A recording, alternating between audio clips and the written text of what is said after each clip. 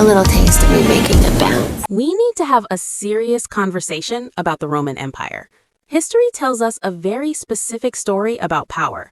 No empire, no matter how vast, wealthy, or terrifyingly influential, lasts forever. They expand, they conquer, they dominate the known world, and then, slowly, and then all at once, they crumble under the weight of their own excess and arrogance. For the last 2 decades, American culture has been living under the reign of a dynasty that functions exactly like an ancient empire, the Kardashians. They didn't just appear on our screens, they colonized our beauty standards, manipulated the global media machine, and convinced an entire generation that they were American royalty. But if you have been paying attention to the internet lately, really paying attention, you can feel the ground shaking. The algorithm is changing, the likes are dropping, the comment sections, once filled with adoration, are now filled with venom. For the first time in 20 years, the world isn't laughing with the Kardashians, it's laughing at them. From desperate publicity stunts that no longer land to the exposure of lies regarding their billionaire status, the curtain is finally being pulled back. But to understand why their downfall is happening so fast right now, we can't just look at today. We have to go back to the very beginning. We need to look at the master plan that was written before most of us even knew their names. Because what we are seeing now isn't just bad luck or a string of PR failures. It is the inevitable consequence of a foundation built on smoke, mirrors, and one massive billion-dollar lie. This is the story of how the Kardashian empire was built, who was really pulling the strings, and why it is all finally falling apart. To understand the monster, you have to understand its creator. And no, I'm not talking about Kris Jenner just yet. I'm talking about the era where Kimberly was essentially a glorified assistant. It is almost impossible to imagine now, but in the early 2000s, Kim Kardashian wasn't the main character. She wasn't even a supporting character. She was the sidekick to the original famous for being famous star, Paris Hilton. If you dig up the footage from that era, you see a very different Kim. She is quiet, obedient, and literally organizing Paris's closet while being ordered around like hired help. There are clips where Paris commands her to clean up or stop talking, and Kim just takes it. But while the world saw a stylist, Kim was actually a student. She was undercover. She was studying the game of paparazzi, learning exactly where to go, how to walk, and how to tip off the cameras to ensure she was seen, even if she was just standing in Paris's shadow. Industry insiders have often whispered that this humiliating period was actually the boot camp for the Kardashian brand. Kim realized early on that talent, singing, acting, dancing, wasn't the currency of the future. She realized that attention was the new oil, and she was hungry for it. There are stories from Hollywood promoters of her strategically placing herself in the background of shots, befriending the right bouncers, and slowly infiltrating the social scene. She wasn't just cleaning closets, she was gathering intelligence on how to overthrow the queen. But she faced a massive problem. She was just a stylist. No one puts a stylist on the cover of Vogue. She needed a catalyst. She needed something explosive that would force the world to look at her, not just as Paris Hilton's friend, but as the headline. And rumors suggest that is when the matriarch, Kris Jenner, stepped in to facilitate one of the most controversial marketing moves in history. When I first met Kim, she was Paris Hilton's stylist and slash assistant. When you look at someone like Kim Kardashian and Paris Hilton, you have people who understand the game of paparazzi. It was a nail salon in Bedford Drive. That place was where the biggest Hollywood star would go to get their nails. I put someone in that organization on my payroll. What they did is call me up and say, this A-list celebrity just walked in to get our nails done. I would then call Kim and say, go get your nails done. And guess what? She's kicking back with A-list celebrities and producers while getting her nails done. And I've got cameras, paparazzi, everyone coming out. And then you do the same in an ice cream shop. Do the same thing in a restaurant. Do the same thing on a plane. It's all strategy. She's hungry, she's focused, ready to do whatever it takes. And that brings us to 2007, the year everything changed. The narrative we were fed for over a decade was simple and tragic. A young, naive girl had her privacy violated by the leaking of an intimate tape with her boyfriend, Ray J. We were told she was a victim, crying behind closed doors, while her mother, Kris Jenner, frantically tried to manage the crisis and save her daughter's reputation. It was a story that garnered them immense sympathy and launched their names into every household in America. But let's look at the numbers, because math rarely lies. Within the first 6 weeks of that tape's release, a deal was struck with Vivid Entertainment. This wasn't a lawsuit to bury the footage, it was a distribution deal. Reports claim the family netted a massive payout. Some sources say around $5 million initially. Others say a $1.5 million advance plus royalties. That is a staggering amount of money for a crisis. The timing was also suspiciously impeccable, with the tape leaking right before their reality show, Keeping Up with the Kardashians, was set to premiere on E! It was the perfect storm of controversy and commerce. In the business world, there is a term for this, a loss leader. You give away something shocking for free, or seemingly free, to get customers in the door for the main product. In this case, the tape was the bait, and the reality show was the trap. But while the money rolled in, a dark cloud hung over the family. They were rich, yes, but they hadn't earned respect. They were seen as opportunists. And as we would find out later years, the truth about who actually brokered that deal and the specific contract signed would be darker than anyone expected. But for now, just know that this single event taught them a lesson they would use for the next 15 years. Shame is profitable. If you have no shame, you have no ceiling on how much money you can make. There was a picture of my cry face, and then I looked at it and it said something super inappropriate, like Kim's new sex tape. No, it was an inappropriate thing that popped up on his Roblox about me. This is supposed to be unreleased footage from my old sex tape. The last thing that I want as a mom is for my past to be brought up 20 years later. Once they had the fame, they desperately craved legitimacy. They wanted to transition from tabloid fodder to business tycoons. They wanted to be taken seriously by Wall Street. And for a while, it seemed like they had pulled off the impossible. They slapped their name on everything: perfumes, clothing lines at Sears, diet pills. But the crown jewel of their business empire was supposed to be Kylie Jenner. We all remember the cover of Forbes magazine, Kylie Jenner looking stoic and serious, with the headline declaring her the youngest self-made billionaire. It was the ultimate validation. It was proof that they weren't just reality stars. They were moguls. The internet exploded. Fans defended her self-made status, ignoring the massive head start she had, while critics rolled their eyes. But behind the scenes, something shady was happening. In a shocking turn of events that rarely happens in the financial world, Forbes eventually retracted the title. They released a blistering report accusing the Kardashian-Jenner camp of essentially lying to them. The report claimed that Kylie's team had been inflating the size and success of her business for years. They alleged that tax returns were likely forged or manipulated to make the company look bigger than it was. Forbes stated, Kylie's business is significantly smaller and less profitable than the family has spent years leading the cosmetics industry and media outlets to believe. It was a humiliating blow.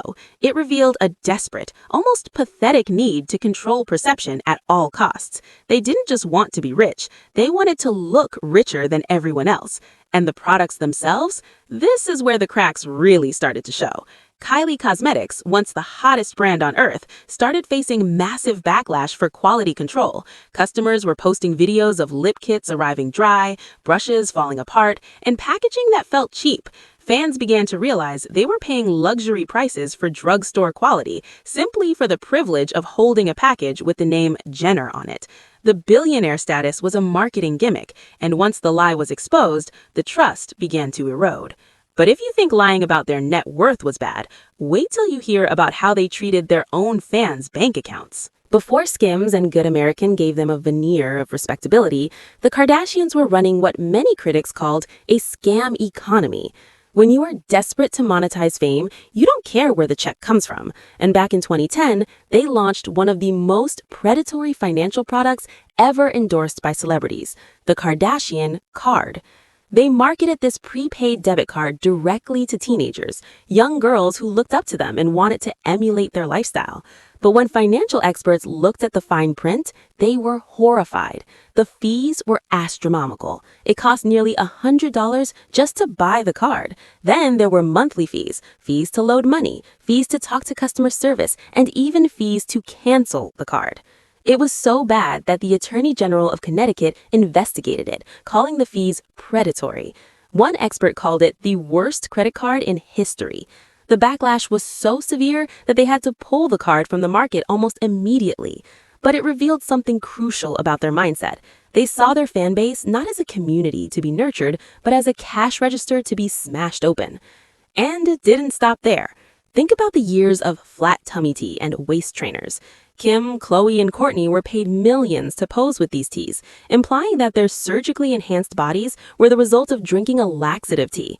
Health experts screamed that this was dangerous, that it promoted eating disorders, and that the science was bogus. Did the Kardashians care? No, the checks cleared. They sold a lie of perfection to vulnerable women, knowing full well that their bodies were sculpted by the best surgeons in Beverly Hills, not by a $20 bag of herbal tea. This history of scammy behavior left a bad taste in the mouths of millions, and while they tried to pivot to high-end fashion, the internet never really forgot. But money wasn't the only thing they were accused of stealing. As the Kardashians fought to stay relevant in a changing world, they began to treat cultures like costumes. It became a cycle that was almost predictable. They would borrow a look, a style, or an aesthetic from a marginalized group, monetize it, facing a wave of backlash, and then ride the wave of publicity all the way to the bank. We have to talk about the blackfishing allegations. For years, the internet has pointed out how their skin tones in photo shoots seem to fluctuate wildly, often appearing significantly darker than their natural complexions to fit a specific urban aesthetic. They adopted hairstyles, fashion trends, and body types associated with Black women, yet they often remained silent on issues affecting the Black community until it was PR-friendly to speak up. And then there was the Pepsi commercial. If you want to see the exact moment the world realized Kendall Jenner lived in a bubble, this was it. In a moment of peak social unrest, with millions marching for racial justice and against police brutality, Kendall starred in an ad that suggested all we needed to solve systemic racism was a can of soda. The ad showed her handing a Pepsi to a police officer, instantly solving the protest. It was universally panned. It was mocked. It was offensive. It trivialized a genuine human rights movement for a paycheck. Yet, did it stop them? No. Kendall walked right into another controversy with the launch of 818 Tequila. She released a campaign featuring herself in an agave field in Mexico, braiding her hair and wearing an outfit that many felt was a caricature of a Mexican farmer. Critics called it migrant chic, accusing her of aestheticizing the labor of Mexican workers to sell a luxury spirit. There is a theory in marketing called outrage engagement. The idea is that hate clicks count just as much as love clicks in the algorithm. It makes you wonder, are they really this ignorant after 15 years of media training? Or do they cause these scandals on purpose because they know that in their world, there is no such thing as bad publicity? For a long time, the chaos was part of the charm. The early seasons of their show worked because, despite the money, they felt somewhat real. They fought over Bentleys, sure, but they also dealt with messy breakups and sibling rivalries. But as we entered the 2020s, the gap between the Kardashians and their audience widened into a canyon. They stopped being characters we laughed with and became symbols of everything wrong with late-stage capitalism. The turning point, the moment the vibe shifted, was the infamous Variety interview. You know the one. Kim, born into Beverly Hills wealth, the daughter of a high-powered attorney, sat in a chair and told the women of the world, "I have the best advice for women in business. Get your effing A up and work. It seems like nobody wants to work these days." The internet stood still. This comment dropped while the world was teetering on a recession. People were working 2 or 3 jobs just to afford rent. Inflation was skyrocketing, and here was a woman who started her career with a safety net of millions, gaslighting the working class. It was tone deaf. It was arrogant. It peeled back the mask to reveal that they genuinely believe their success is solely due to grind, ignoring the privilege, the connections, and the army of staff that got them there. Then came the climate criminal era. The illusion that they care about the planet was incinerated in 17 minutes. That is how long Kylie Jenner's private jet was in the air for a flight that would have been a 40-minute drive. She posted a photo of her and Travis Scott posing between their 2 matching jets with the caption, "You want to take mine or yours?" While the rest of us were drinking from dissolving paper straws to save the turtles, they were emitting tons of carbon for a glorified taxi ride. Tracking accounts started popping up, showing their jets taking off for flights as short as 12 minutes. It wasn't just excess, it felt like a middle finger to the rest of the world. They had become the villains of the story, and for the first time, their haters weren't just trolls, they were regular people who were tired of the hypocrisy. If the business failures and climate scandals were the kindling, the Selena Gomez drama was the match that burned the house down. For years, the Kardashians operated with a level of fear and respect in the industry, but in 2023, the power dynamic shifted. It started with something trivial: eyebrows. Selena Gomez posted a silly video saying she accidentally laminated her brows too much.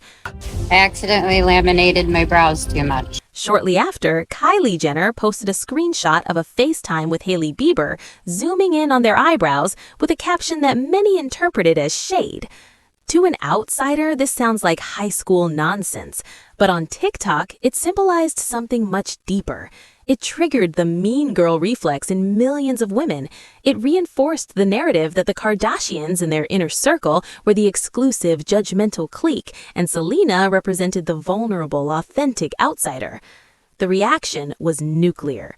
Millions of people unfollowed Kylie in a matter of days. We are talking about losing up to 1 million followers at a time, something that never happens to accounts of that size. Meanwhile, Selena gained millions. The comment sections on Kylie's and Hailey's posts were flooded with hate. People were destroying their makeup products on camera.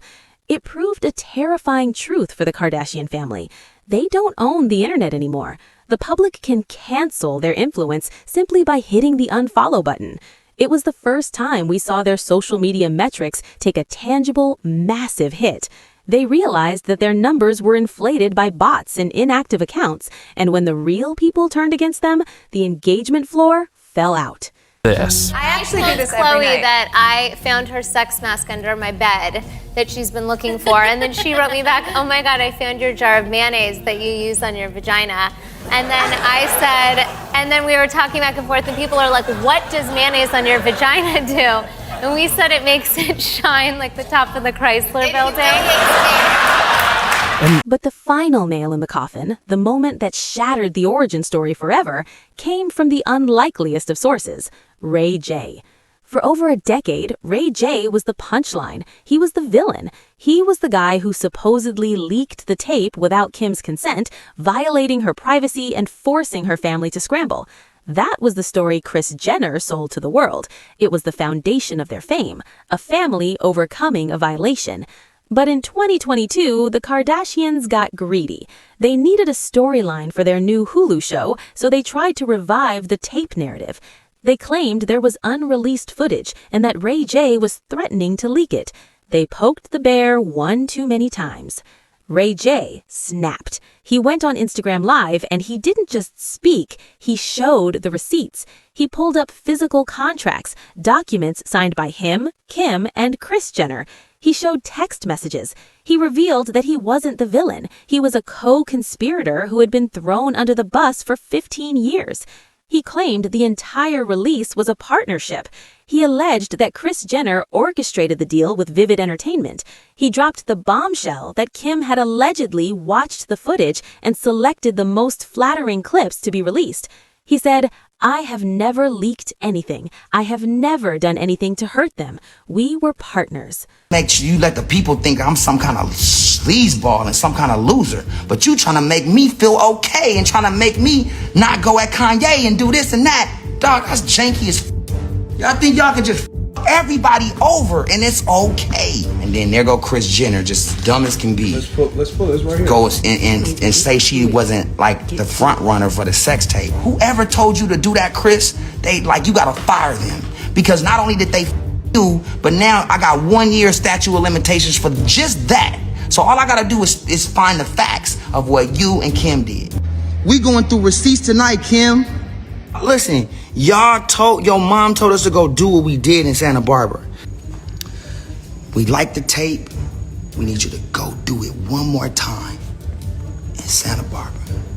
We'll go through them and we picked the older one. Showed Kim in a better light. Where is that contract? Pull it up. And as soon as you pull it up, it's me and Kim. We signed the contract the same exact day for the same amount of money, $400,000. That's it. There go the tape contract. There it is. This is the original copy. And look who signed my deliverables and was in the room.